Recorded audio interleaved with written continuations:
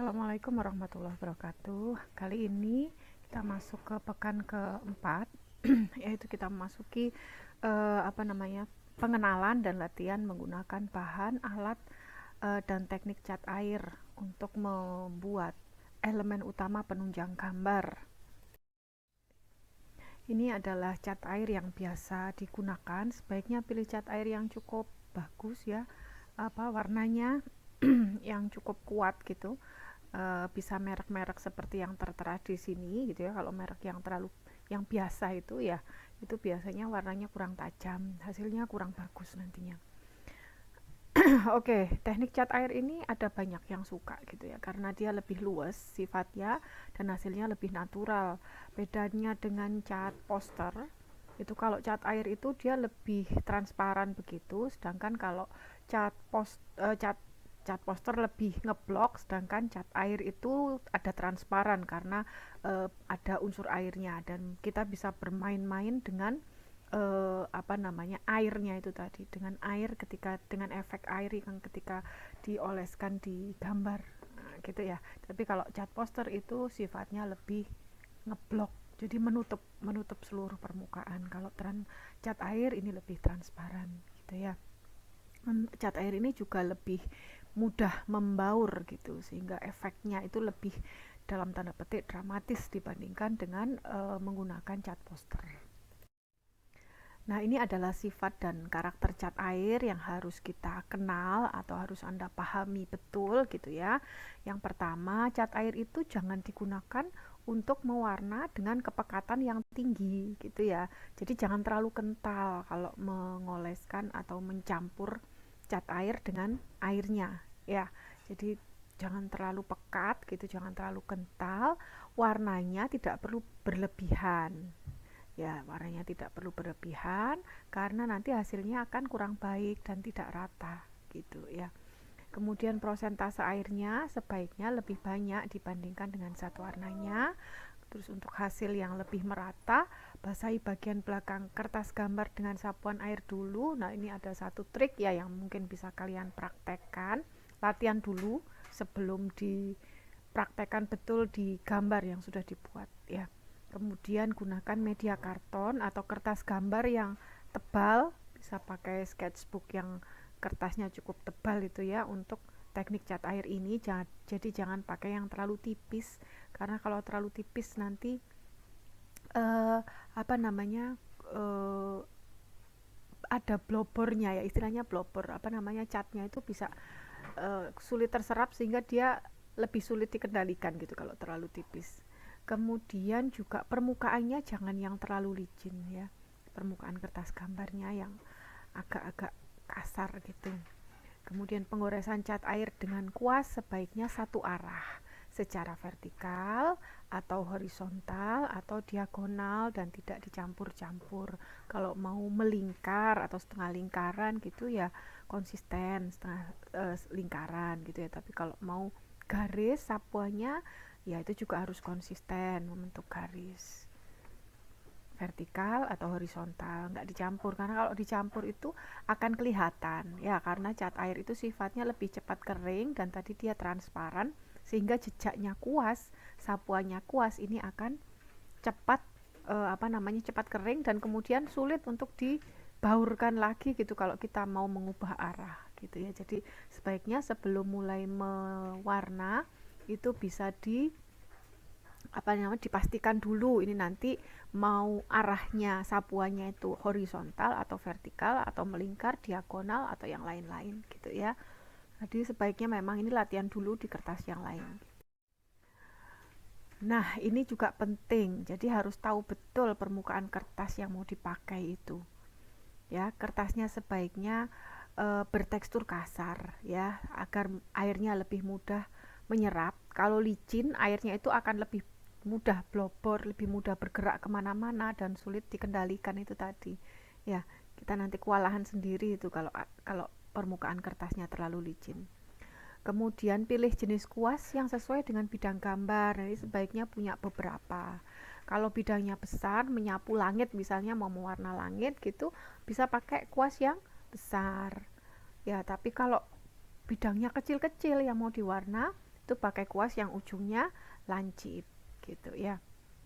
Kemudian pilih kuas dengan ujung yang lembut, bukan kuas untuk cat poster atau cat minyak ya, jadi kuasnya berbeda. Kemudian gunakan alas gambar yang stabil dengan elevasi yang cukup sehingga kita nyaman ketika menggambar. Nah, ini beberapa teknik dasar untuk cat air. Yang pertama, gunakan kuas nomor 10 dari bulu untuk latihan awal ya. Coba cari nanti kuas yang nomor 10 kemudian sama nomor 4 ya, jadi yang satunya besar, yang satunya kecil. Kuas yang lebih besar ini memudahkan untuk membuat garis yang lebih panjang. Ini bisa diaplikasikan untuk permukaan yang luas, yang lebar atau yang besar. Sedangkan kuas yang kecil itu nanti bisa diaplikasikan untuk permukaan yang lebih kecil. Penuhi cat air pada palet dan mulai pada tepi kertas. Perkirakan jumlahnya cukup untuk bidang yang akan diwarna. Ya, ini akan lebih mudah dan warnanya bisa menghasilkan efek yang hampir sama atau sama gitu ya, untuk semua bidang yang dimaksudkan akan diwarnai sama gitu ya. Karena kadang kalau kita harus nyampur baru lagi, nah kadang komposisi cat dan airnya itu tidak sama sehingga efeknya juga warnanya akan sedikit berbeda gitu, akan lebih transparan gitu. Jadi sebaiknya diperkirakan campurannya air dan catnya itu pada palet ya. Palet itu yang lubang-lubang itu yang untuk nyampur cat air itu ya. Nah, itu sebaiknya pakai itu, jangan langsung dari cupnya. Jangan langsung dari catnya dioles ke bidang gambar pakai kuas gitu. Biasanya ada yang gitu. Kuasnya dibasahin, terus langsung dioles dari catnya, terus dioles ke bidang gambar. Jangan ya, sebaiknya dicampur di palet dulu. Itu tadi untuk menghasilkan warna yang sama. Kemudian jaga lebar kuas secara konsisten ya. Jadi jangan, kalau tekanan ketika kita mengaplikasikan kuas pada bidang gambar itu, tekanannya usahakan sama, konsisten. Jangan, karena kalau dia terlalu ditekan maka hasilnya garisnya akan lebih lebar, sapuannya lebih lebar. Tapi kalau kita kurangi tekanannya, tangan kita angkat sedikit gitu, nah itu biasanya garisnya yang dihasilkan akan jadi lebih kecil. Jadi usahakan konsisten ya. Ini latihan konsisten, latihan keterampilan tangan ini, gimana supaya konsisten, supaya pas itu tadi. Oke, kemudian ini kalau misalnya pada bagian akhirnya itu masih basah ya, dikeringkan dulu kuasnya itu ya. Nah, kalau mau ganti warna itu dikeringkan, dibersihkan dulu, dicuci, dibersihkan dulu supaya warna yang sebelumnya dipakai itu enggak kecampur dengan warna yang baru gitu ya. Oke, kemudian ulangi lagi dengan warna yang lain-lain sampai Anda bisa memenuhi kertas Anda, kemudian keringkan ya, kemudian dengan berbagai macam warna. Nah, kemudian ditunggu beberapa saat gitu ya. Itu untuk latihannya dulu, untuk latihan mewarnanya dulu. Itu latihan mewarna di selembar kertas. Anda bisa pakai motif yang sama dengan yang ada di PPT ini atau coba motif yang lain juga boleh. Oke, kemudian Anda juga bisa berlatih bagaimana membuat garis yang berbeda-beda ketebalannya. Ya, ini ada caranya di sini ya. Ya, ada caranya. Jadi Anda buat garis dari kuas itu agak diputer atau dipelintir sedikit, ditekan atau kemudian diangkat gitu. Anda coba mainkan membuat yang sama seperti contoh ini ya, untuk latihan. Sekali lagi ini semuanya masih untuk latihan, lakukan beberapa kali sehingga tangan Anda ini lebih lemes gitu ya, lebih lebih terlatih lah. Ini kan karena lama mungkin tidak dipakai untuk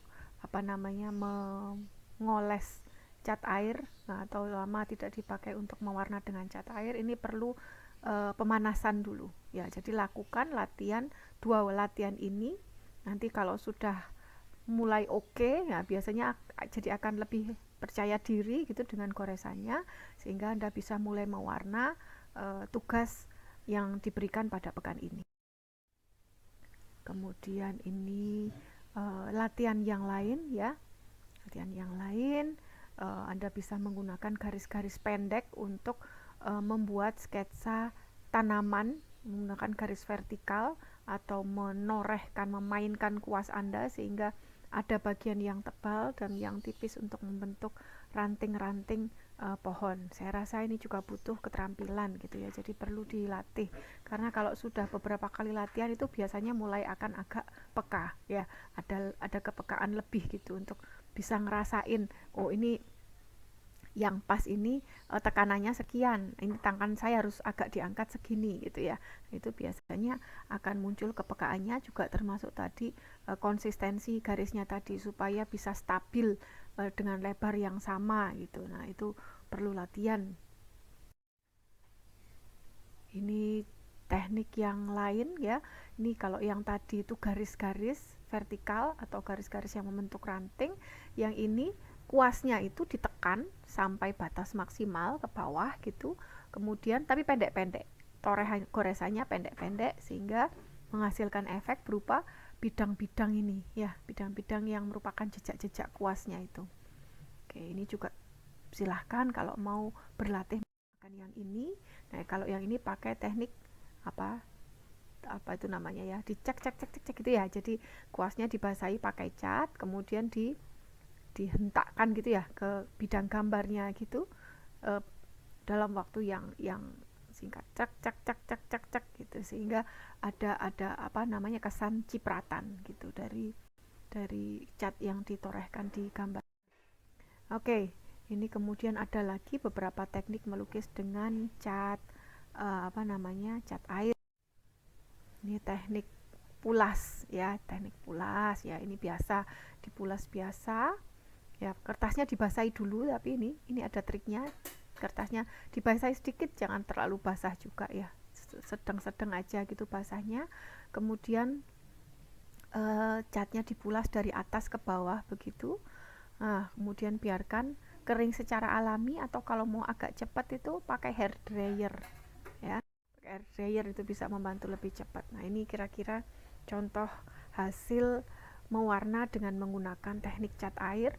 Anda bisa menambahkan warna yang lebih gelap untuk membentuk kesan 3 dimensi atau kesan bayangan kesan 3 dimensi di daerah-daerah yang terbayangi gitu ya.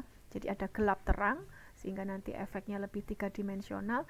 Anda bisa melakukan ini jika catnya sudah kering. Jadi pertama dipulas dulu aja semuanya. Nah, kemudian tunggu kering ya, tunggu sampai kering, baru Anda tambahkan cat yang lebih gelap atau yang lebih terang di atasnya. Misalnya kalau pohon yang kiri atas itu ya, itu ditambah warna biru gelap di bagian bawah, jadi wilayah yang terbayangi itu di bagian bawah atau sebelah kanannya. Oke, jadi misalnya untuk saya ulangi lagi, untuk gambar pohon yang sebelah kiri atas itu, ya itu ada bagian yang warna biru itu ditambahkan setelah warna hijaunya kering, atau mau menambahkan warna kuning untuk mengesankan efek tersinari. Nah itu bisa ditambahkan juga setelah warna yang pertama kali dipulaskan itu sudah kering gitu ya. Oke, ini juga butuh kepekaan dan butuh latihan juga untuk bisa menentukan mana daerah yang terbayangi atau yang tertutupi sehingga ada bayangan di situ ya, sehingga warnanya harus lebih gelap, mana yang terkena cahaya sehingga warnanya harus lebih terang. Nah ini perlu kepekaan, perlu latihan. Jadi saran saya sebaiknya latihan dulu di kertas, banyak latihan dulu sebelum memfinalisasi gambar yang sudah kalian bikin untuk tugas GA pekan ini gitu ya, supaya tidak gambar 2 kali gitu. Oke, termasuk juga bagaimana menentukan posisi ini ya. Gambar sebelah kiri itu ada garis warna putih. Nah, itu kan kesan cahaya tersinari matahari, itu posisinya di sebelah mana, seberapa besar, itu juga butuh kepekaan. Kalau yang sebelah kanan juga sama. Untuk ini kalau di warna datar gitu aja nggak akan kelihatan kalau bagian pintu itu lebih masuk ke dalam gitu ya, lebih mencorok ke dalam daripada bagian atapnya, ujung atapnya, sehingga perlu ada garis-garis gelap itu untuk menunjukkan apa namanya bayangan ya. Jadi itu akan muncul kesan 3 dimensinya gitu. Nah, ini teknik yang kedua, teknik glazing. Teknik glazing ini pakai layering warna di atas warna yang lain, hampir mirip dengan washes, tapi cat yang digunakan harus sangat tipis. Kalau yang pertama tadi mungkin relatif lebih mudah, yang ini butuh kepekaan dan butuh kehati-hatian ya. Jadi setiap lapisannya harus kering dulu, sama sebenarnya dengan warna yang lain. Kalau yang pertama tadi mungkin ada sedikit baur antara warna yang sebelumnya dengan yang di atasnya, itu masih oke, tapi kalau yang ini sebaiknya dikurangi gitu ya, apa namanya, baurnya, jadi supaya efeknya itu lebih kelihatan. Dan ini karena tipis gitu ya, sangat tipis, maka perbedaan warna antara yang di glaze itu kelihatannya juga tidak terlalu tebal, beda tone warnanya, gitu ya. Nah, ini juga butuh latihan dan kepekaan. Kemudian teknik wet on wet. Nah, kalau ini kertasnya basah, dilakukan dengan mewarnai kertas yang basah dengan kuas ukuran besar atau pakai spons ya. Kemudian di apa namanya, digurat, disemburkan gitu ya, diusapkan gitu ya, diusapkan sehingga ada yang membaur warnanya. Ini untuk mewarna langit ini misalnya, atau mewarna gunung itu. Oke, kemudian teknik dry brush. Ini menggunakan kuas yang sudah dicelup ke dalam cat, lalu kuasnya disapukan di atas kertas yang kering. Jangan gunakan terlalu banyak air dalam proses ini, jadi ini prosesnya agak kental. Ini agak-agak mirip cat poster, tapi tetap pakai kekentalan yang cukup gitu ya, tidak terlalu kental banget juga. Ini mungkin untuk apa namanya, untuk objek yang tidak terlalu untuk objek yang memang dia harus tampil solid. Misalnya bayangan pohon ini. Jadi ini lebih kental yang ini. Kalau yang awal-awal tadi itu catnya kekentalannya kecil. Kalau ini kental sekali, lebih kental dibandingkan yang awal-awal ya.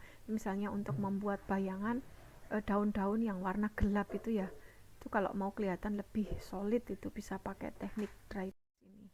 Kemudian teknik lifting off. Nah, ini tekniknya banyak ya. Nanti bisa kalian pilih yang cocok dengan yang kalian inginkan dan dengan yang kalian kuasai gitu. Ini adalah proses menghilangkan cat yang sudah disapukan di atas kertas ya. Jadi kadang-kadang ada kelirunya gitu ya, atau memang ini disengaja kita buat, memang ada satu efek yang mau kita tampilkan gitu ya. Nah, ini caranya kalau sudah kering, kalau gambarnya sudah kering, ini kemudian bagian yang mau kita hilangkan itu dibasahi dulu ya, lalu serap airnya dengan kertas tisu. Nah, hasilnya adalah garis dan bentuk yang ujungnya terlihat keras ya. Oke, ini kemudian ada teknik dropping in color. Proses ini dilakukan untuk menambahkan warna pada daerah yang basah di sebuah lukisan agar lukisan itu terlihat lebih membaur dan lebih alamiah. Nah, ini kalau ini memang sengaja dibaurkan warnanya. Biasanya warnanya dengan tone yang monokromatik gitu. Nah, itu lebih pas, atau yang apa namanya, peralihan ya, yang gradasi gitu sifatnya. Oke, ini teknik cat air yang pakai satu warna hitam. Kemudian ada permainan kekentalan, ada sapuan juga di situ, memainkan sapuan kuasnya. Ada yang kental sekali, ada yang ringan. Nah, ini contoh yang lain ya. Jadi apa namanya, bagaimana cat air itu bisa tampil dengan baik di gambar kita, itu akan sangat tergantung pada tadi keterampilan kita menorehkan. Ini agak lebih sulit dibandingkan teknik pensil warna dan pensil atau juga dengan tinta ya, menurut saya kalau cat air ini. Sehingga sebaiknya sekali lagi kalian latihan dulu ya, untuk melatih kepekaannya terutama. Oke, ini contohnya gambar yang dibuat oleh kakak-kakak kelas kalian, atau ini ada namanya ya. Oke. Nah, kemudian kita masuk ke bagian kedua, yaitu elemen-elemen utama penunjang gambar. Supaya gambar arsitektur itu, gambar bangunan kita lebih hidup, itu biasanya kita juga menampilkan elemen-elemen yang ada di lingkungan. Bisa pohon atau tanaman, kemudian kendaraan, manusia, perabot, lampu, termasuk pencahayaannya dan lain-lain, ya. Nah, kemudian ini fungsinya, fungsi elemen utama penunjang gambar ini adalah sebagai skala pembanding. Jadi kita akan bisa tahu ruangan ini bisa cukup untuk berapa orang kira-kira itu kalau kita taruh perabotnya di situ. Ruangan ini atau bangunan itu kira-kira tingginya seberapa itu kalau ada manusianya di situ. Ada gambar manusia, ada gambar pohon di situ sehingga kita bisa memperkirakan, yang melihat gambarnya itu kan bisa memperkirakan ketinggian bangunannya atau proporsi bangunannya. Nah, ini jenis-jenis tanaman yang bisa kalian contoh gitu ya untuk tugas pekan ini ya. Bentuk dasar pohon ini ada bermacam-macam, ada bentuk bulat, ada yang seperti tiang, pohon cemara itu ya, misalnya ada yang meruncing seperti pohon cemara. Yang seperti tiang ini apa namanya itu, pucuk merah misalnya. Kemudian ada yang lonjong, yaitu pucuk merah yang dibentuk itu ya. Kemudian ada juga yang bentuknya tak beraturan, misalnya pohon-pohon besar seperti pohon tabebuya misalnya. Kemudian ada yang seperti kipas, dan juga ada yang membentuk kubah, misalnya semak-semak atau pohon-pohon besar seperti beringin itu ya. Nah, selain tanaman yang perdu atau semak atau yang tingginya yang batangnya kecil, ada juga pohon-pohon subtropis yang tinggi, kemudian batangnya juga lebih besar. Nah, ini gambar arsitek ini pohonnya seperti ini, agak berbeda dengan gambarnya pelukis mungkin ya. Ini kalian amati betul caranya. Kalau yang sebelah kiri atas pohon itu ya, gambar pohon yang kanan itu, gambar yang kiri itu buat batangnya dulu di bawah, kemudian buat dua lingkaran ditumpuk gitu lingkarannya sebagai siluet untuk tajuknya, untuk dahan dan daun-daunnya. Nah, setelah ada dua bagian itu kemudian dihaluskan. Lihat bagian atas yang sebelah kanannya itu ya, gambar pohon. Oke, kemudian membentuk siluet pohon yang agak natural. Kalau yang gambar kiri kan tadi masih lingkaran dasarannya aja. Nah, kemudian berikutnya kalau mau didetailkan bentuk daunnya bisa diikuti. Misalnya kalau akasia itu daunnya meruncing-runcing atau tajam-tajam. Gambarkan seperti yang ada di gambar pohon yang di atas itu ya. Oke, nanti kalau mau lebih detail lagi bisa diperkuat lagi, bisa tambahkan wilayah yang terbayangi gelap terangnya itu bisa dimainkan sehingga kesan tiga dimensionalnya menjadi lebih kuat. Ini contoh yang kedua, itu pohon yang tinggi. Jadi buat dua garis itu sebagai batang utama pohon. Boleh agak berbelok atau berlekuk ya, karena batang pohon itu yang lurus sekali itu paling hanya pohon kelapa ya, atau palem. Tapi kalau pohon-pohon bercabang pasti ada agak beloknya gitu. Jadi jangan terlalu lurus, kemudian tambahkan ranting sedikit, cabang-cabang sedikit, kemudian goreskan pensilnya pada bagian yang gelap gitu ya untuk membentuk kesan daun gitu. Kira-kira seperti itu untuk membuat gambar tanamannya. Bisa juga seperti contoh yang ini. Kalau untuk pohon misalnya ini diaplikasikan untuk gambar yang kita tidak ingin bangunannya itu tertutupi penuh oleh pohon. Misalnya ada detail pada bangunan itu yang ingin kita perlihatkan, tapi kita juga ingin menunjukkan bahwa di depannya ada pohon. Nah, itu kita bisa hilangkan dalam tanda petik daunnya. Ya, jadi kita buat gambar seperti ini, kelihatan cabang-cabangnya begini saja. Ini juga boleh ya. Ini sumbernya dari buku grafik lanskapnya Grand W. Red Asla gitu ya. Oke. Kemudian pohon bertekstur daun, ini contoh yang lain. Kalau yang pertama tadi mungkin yang daunnya agak meruncing seperti akasia, yang ini mungkin seperti daun pohon tabebuya mungkin ya, atau angsana, nah gitu ya, daunnya agak bulat-bulat. Bisa juga kalau mau membuat pohon cemara, itu ada contohnya juga. Oke, ada yang rimbun seperti gambar yang di bawah itu, sebelah nomor 2 dari kiri. Ada juga yang bercabang-cabang, pohon angsana misalnya, yang ingin kita tunjukkan bagaimana siluet dari dedaunannya gitu ya. Jadi tidak perlu digambar full seperti yang sebelah kanan, itu cukup kita buat ininya dulu ya, gambar dasarnya dulu, ada lingkarannya dulu, baru kemudian daerah yang gelap yang kena bayangan itu digambarkan tekstur daunnya, cukup seperti itu. Oke, ini latihan yang akan sangat menarik nantinya. Ini ada bentuk-bentuk perdu atau semak, ini juga bisa dijadikan contoh untuk kita pekan ini.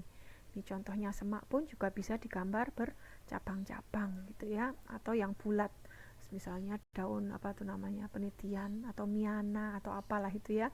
Nah, itu bisa ada beberapa alternatif cara menggambarkan tanaman. Nah, ini juga contoh-contoh yang lain. Saya cukup banyak contohnya. Kalau kurang nantian kalian bisa browsing sendiri di di Google gitu ya. Ini contoh yang lain. Nah, ini kalau ini kesannya lebih halus dedaunannya. Ini juga boleh kalau mau menggunakan contoh yang ini nantinya. Ini bagaimana menggambar tekstur daun. Jadi tekstur daun itu muncul atau dimunculkan pada daerah yang terkena bayangan. Ya, untuk apa? Untuk memberikan tone atau tekanan lebih di situ sehingga kesannya akan menjadi lebih 3 dimensional. Ini ada beberapa teknik menggambarkan tekstur daun ya. Ada yang pakai teknik seperti rangkaian huruf V atau rangkaian huruf M, kemudian dengan tarikan garis-garis pendek. Ya, ini kalian bisa praktekkan latihan awal-awal kemarin ya, atau latihan waktu matrikulasi. Kemudian rangkaian M yang sama tinggi juga bisa, atau rangkaian huruf Z yang dimampatkan gitu ya. Oke, ini contoh yang lain bagaimana membuat vegetasi, bagaimana menentukan daerah yang gelap dan daerah yang terang. Nah, kalian harus tentukan dulu di mana sumber cahayanya ya, sehingga akan bisa ketemu nanti mana wilayah yang kira-kira terbayangi, mana yang tersinari. Oke. Nah, ini saya rasa cukup banyak contoh-contohnya, bisa dipakai untuk latihan dulu ya. Jadi untuk menggambar pohon atau untuk melakukan finishing itu tidak perlu semuanya di finishing, bisa digelapkan saja dengan teknik arsir tertentu. Oke. Ini beberapa tanaman yang tanpa dedaunan, yang kelihatan ranting-ranting saja. Nah, yang bawahnya itu yang pakai tajuk ya. Oke, ini step by stepnya bagaimana cara menggambar pohon, nanti bisa dipraktekkan. Ini juga contoh pohon-pohon yang lain, ada aneka macam pohonnya, ada pohon pisang, ada pohon palem, pohon bambu mungkin ya, atau pohon dengan jenis yang lain. Nah, ini juga tanaman kecil, ini bisa untuk latihan, bahkan nanti bisa dipelajari. Nah, ini yang menarik, sebelah kanan itu ada arsiran gaya sarfir ya. Jadi arsirannya itu pakai garis-garis saja, garis-garisnya bersilangan. Pertama bikin garis diagonal ke kiri, kemudian ditimpa dengan yang diagonal ke kanan. Nah, untuk menambahkan efek bayangan itu dipergelap pada bagian yang terbayangi, ditambah arsirannya gitu aja. Juga ada yang di tengah itu garisnya vertikal. Jadi ada banyak sekali teknik, dan ini menurut saya menarik gitu, bisa kalian coba. Ini contoh cara menggambar pohon untuk gambar denah, side plan, dan layout ya. Jadi yang kelihatan itu mungkin hanya cabangnya saja, atau juga bisa kalau mau diperlihatkan cabang dan teksturnya. Ini beberapa contoh lambang pohon untuk tanpa atas ya, untuk denah, side plan, dan layout. Ini ada beberapa notasi untuk pohon Ini harus kalian kenal, jadi tidak lagi menggambarkan pohon secara natural seperti mungkin waktu SD atau SMP ya, tetapi kita gunakan gambar pohon yang arsitektural. Tuh, nah ini contoh kalau untuk perdu, kalau pohon tadi satu-satu bulatannya, kalau perdu ini bisa dalam bentuk kelompok. Pertama itu tentukan masing-masingnya dulu, kemudian baru digabungkan ya. Sketsanya dulu baru digabungkan. Nah, ini beberapa teknik penyelesaiannya. Untuk yang pakai cat air itu yang berwarna ini ya. Yang berwarna itu hampir semuanya pakai cat air. Ini semua notasi ini boleh dipraktekkan atau boleh diaplikasikan untuk gambar arsitektur. Ya. Meskipun hanya kelihatan garis-garis gitu aja itu juga boleh. Itu notasi pohon. Gitu ya. Tidak harus berupa daun seperti yang gambar bawah itu, seperti gambar pohon palem yang di bawah itu, nggak harus seperti itu, tapi bisa juga hanya lingkaran kemudian diberi garis-garis. Oke. Nah, ini contoh aplikasi pada lukisan atau gambar arsitektural yang sebelah kiri. Nah, ini elemen air juga ada, bagaimana caranya menggambarkan air, bisa pakai garis-garis horizontal saja atau garis yang mendekati seperti riak gelombang kecil-kecil gitu ya. Oke. Nah, ini beberapa contoh gambar arsitektural ya, bagaimana sketsanya. Kemudian air ya, untuk menegaskan wilayah yang ada bayangan, itu juga bisa dibantu dengan teknik arsirnya, sehingga mengesankan kesan air ya, jadi ada yang garis yang transparan, untuk yang terbayangi itu lebih tebal dan putus-putus ya, karena kan air itu bayangannya tidak utuh ya, agak ada garis-garis putus-putusnya. Nah, yang terakhir ini teknik mengarsir air yang bisa digunakan untuk background atau latar belakang gambar. Ini bisa menggunakan teknik garis ya, garis-garis gitu. Ini untuk mengesankan kesan awan, itu bisa ada apa namanya, ditentukan mana yang gelap. Biasanya yang gelap itu yang dekat dengan bangunan, makin ke atas bisa makin terang atau makin baur. Supaya apa? Supaya kesan bangunannya jadi lebih kuat atau lebih menonjol. Oke. Ini mungkin yang bisa saya sampaikan. Oh ya, ini ada satu catatan untuk arsir background atau tanaman atau elemen penunjang, jangan sampai terlalu dominan sehingga mengalahkan gambar bangunannya gitu ya. Kita mainkan nanti di situ, sehingga untuk gambar arsitektural itu tetap objek utamanya adalah bangunan, sehingga arsir background untuk langit atau untuk tanaman ini tidak boleh terlalu ramai atau tidak boleh terlalu menonjol mengalahkan bangunannya. Baik, itu yang bisa saya sampaikan untuk materi kita pekan ini, dan ini mungkin masih akan bisa dipakai untuk pekan berikutnya. Terima kasih atas perhatiannya. Assalamualaikum warahmatullahi wabarakatuh.